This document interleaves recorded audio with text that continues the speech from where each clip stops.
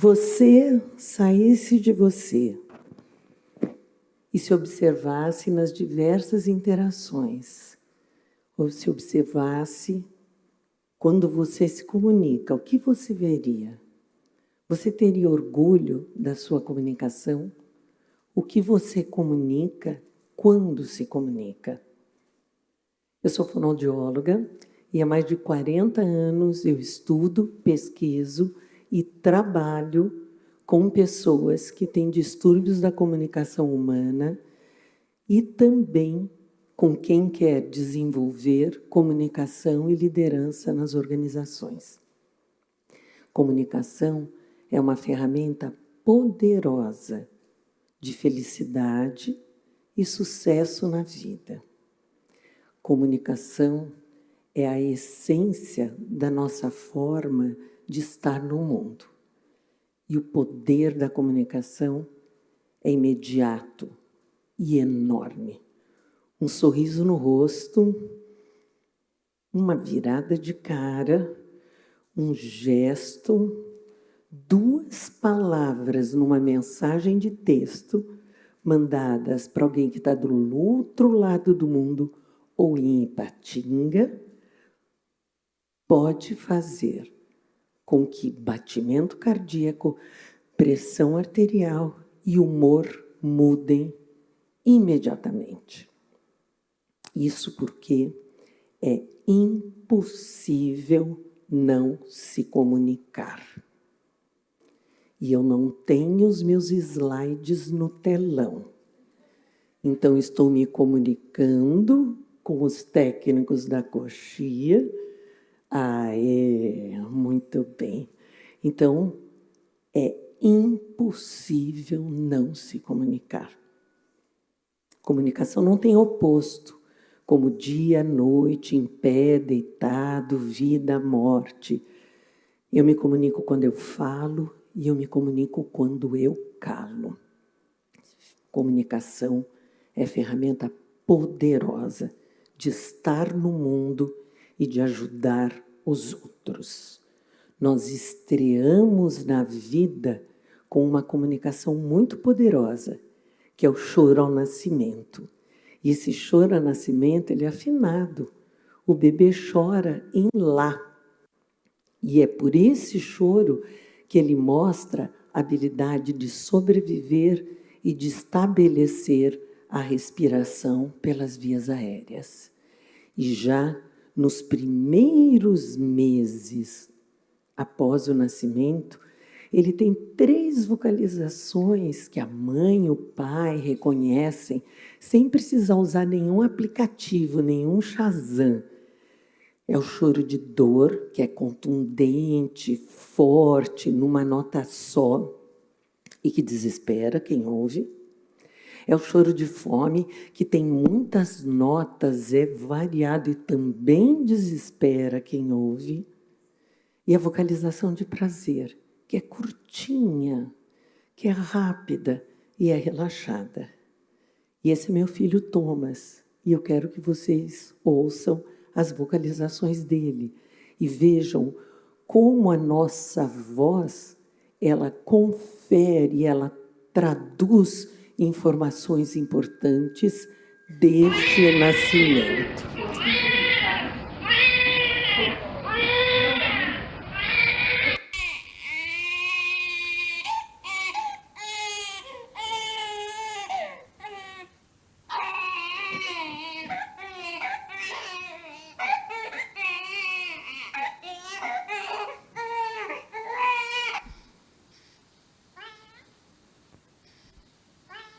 Prazer curtinho, curtinho, curtinho. A mãe sabe, o pai sabe, os avós sabem, os cuidadores sabem. A nossa comunicação, ela se desenvolve naturalmente. E essa comunicação natural é como um jogo de pelada, né? A gente fala, atropela o outro, fala por cima. Às vezes é o próprio goleiro que faz gol, muita emoção, pouca estratégia. Essa é a comunicação do dia a dia. A criança, depois daquelas poucas vocalizações, logo após o nascimento, com 4 anos, já tem 17.000 palavras. E a linguagem falada, ela assume um papel muito importante na nossa vida. Mas, paralelamente a essa comunicação natural, nós desenvolvemos a comunicação profissional, que é um tipo especial de interação treinada, é um jogo de Copa, de campeonato, de Olimpíadas. E é sobre essa comunicação que eu quero falar com vocês. Mas quero lembrar, antes de tudo, que comunicação é percepção. Se eu perguntar para vocês que dia é hoje, algumas pessoas pensaram, 27 de julho, sábado, dia de TED Talk, Governador Valadares, aniversário da Mara. Só que não, mas poderia ser, tá? O que é que eu realmente gostaria de ter perguntado? Para mim, a pergunta estava clara. Nem sempre é clara para quem ouve. Para nós podermos compreender melhor essa comunicação profissional, quando eu estava escrevendo meu livro Comunicação Consciente, com minha sócia e amiga Marisa Barbara, nós trouxemos o conceito da arquitetura estrutural, das edificações, dos prédios, para a comunicação. O que é que a comunicação precisa ter para nós procurarmos melhorar a chance de que a percepção seja correta? 3 grandes pilares: objetivo e eixo condutor, destinatário e contexto, mensagem verbal e não verbal. Mas esses pilares dessa construção da comunicação só ficarão de pé se eu estiver num terreno bastante sólido, que é o terreno da escuta. Diálogo não é sobre fala, diálogo é sobre escuta. Objetivo e eixo condutor. O que é que eu vou falar? Qual é meu roteiro? Como eu costuro as informações? Qual é a sequência lógica para contribuir para que o outro me compreenda? E quais são as informações relevantes, tirando tudo que é extra, tirando tudo que não interessa. Para isso eu preciso me preparar. Nem que seja uma preparação de 30 segundos antes de entrar numa conversa. E às vezes as pessoas perguntam, e se eu não tiver tempo, dá uma dica, o que eu posso fazer? Se você não tiver tempo, tem uma boa dica. Você reza. Porque se o seu santo for bom, ou se a comunicação for bastante comum, pode dar certo. Ao contrário, prepare-se, calibre sua mente. Destinatário e contexto. Quem é esta pessoa para quem eu estou falando? Tá? Quem é essa pessoa? O que é a minha comunicação? Qual é meu objetivo? Eu quero informar, influenciar, engajar. Mais de 50% da nossa comunicação do dia a dia é sobre influenciar. 80% é sobre negociar coisas. Essas pessoas que me ouvem, quais são os seus valores? Quais são os seus pontos sensíveis? Eu tenho que analisar o território de quem me ouve. E, em terceiro lugar, mensagem verbal e não verbal.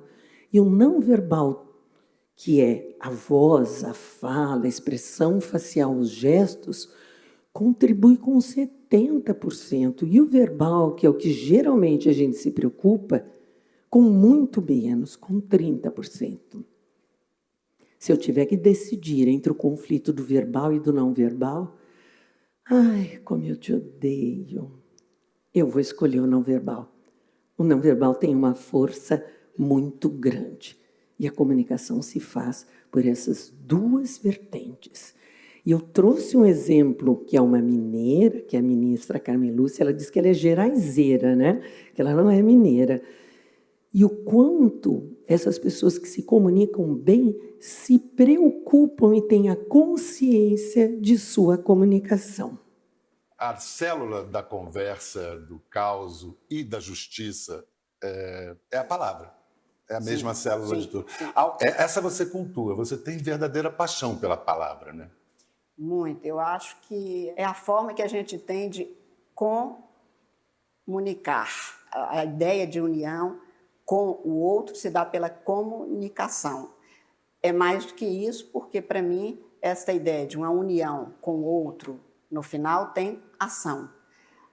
A ideia vira um pensamento, o pensamento vira a palavra, e a palavra muda o mundo se converter numa ação guardada e maturada, como diria Reobaldo. A ideia vira um pensamento, o pensamento vira uma palavra, e a palavra muda o mundo se transforma em ação. A palavra move a ação. A palavra é motivação. Mas a palavra, ela é definida no terreno da escuta. O que as pessoas podem, querem ouvir, precisam ouvir, desejam ouvir. Um bom comunicador é, acima de tudo, alguém que tem uma escuta atenta, que tem qualidade da presença quando se comunica. E o risco da inferência, de eu entender que o outro compreendeu e não me certificar, é muito grande.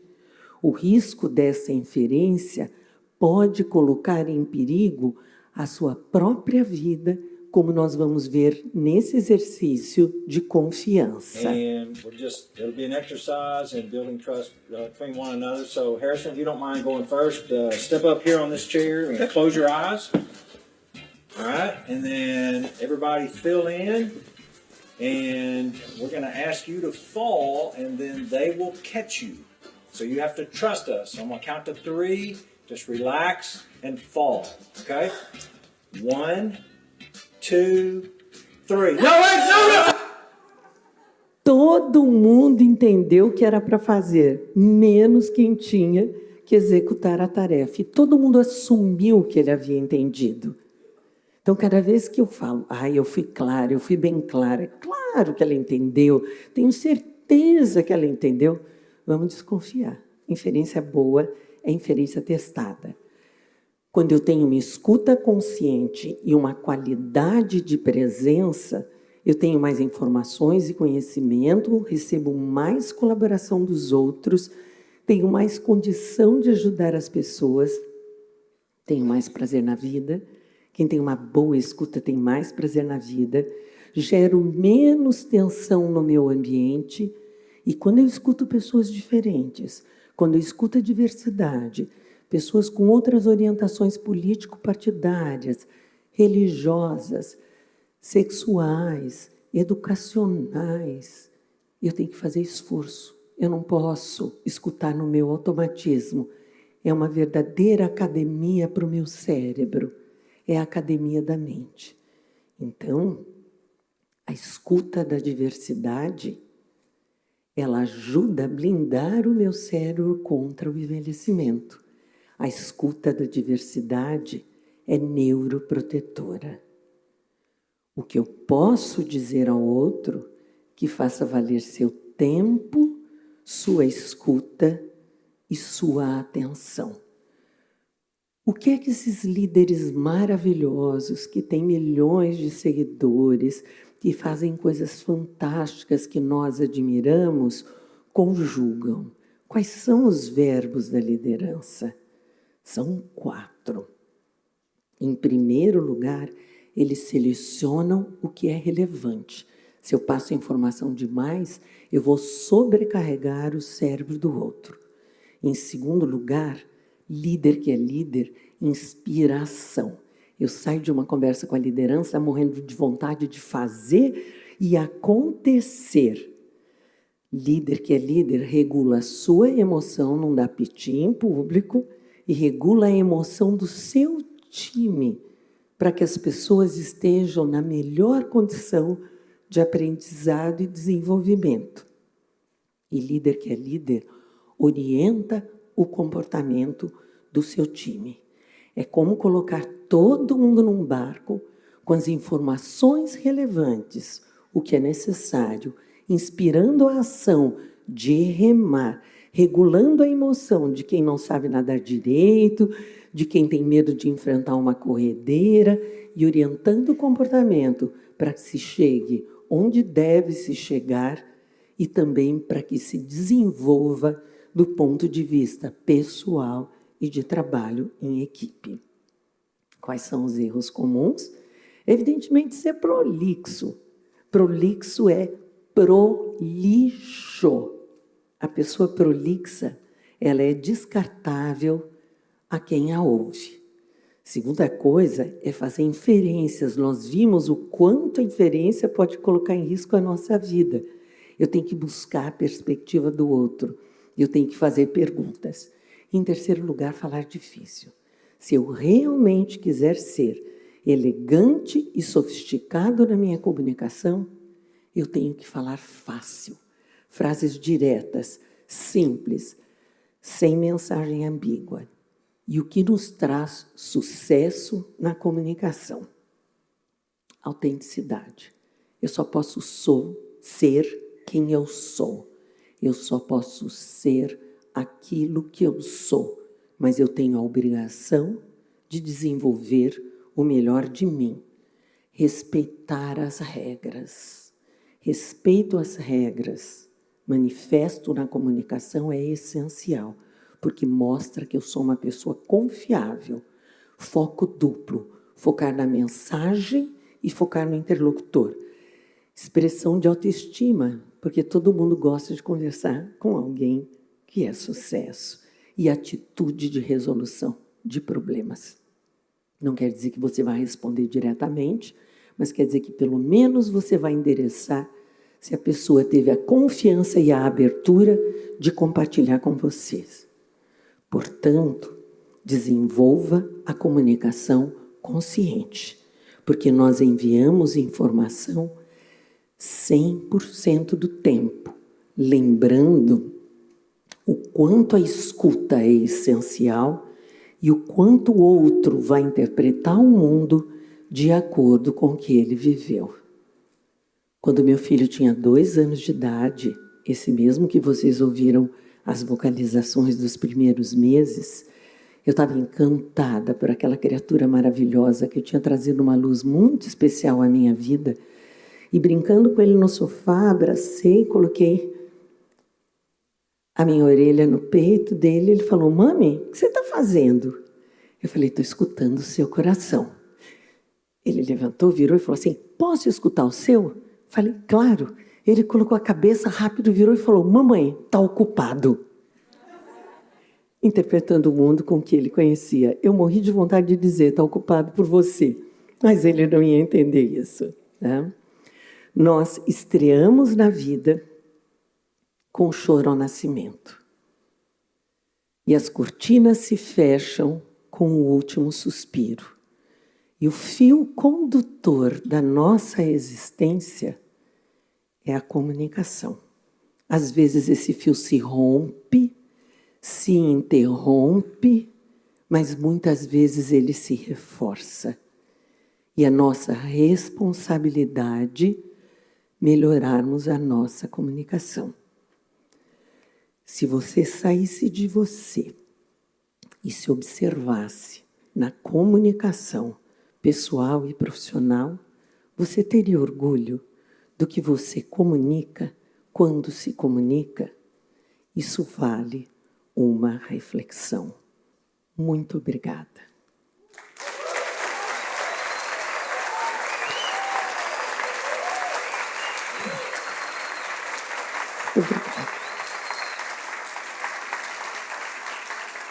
Muito obrigada. Muito obrigada.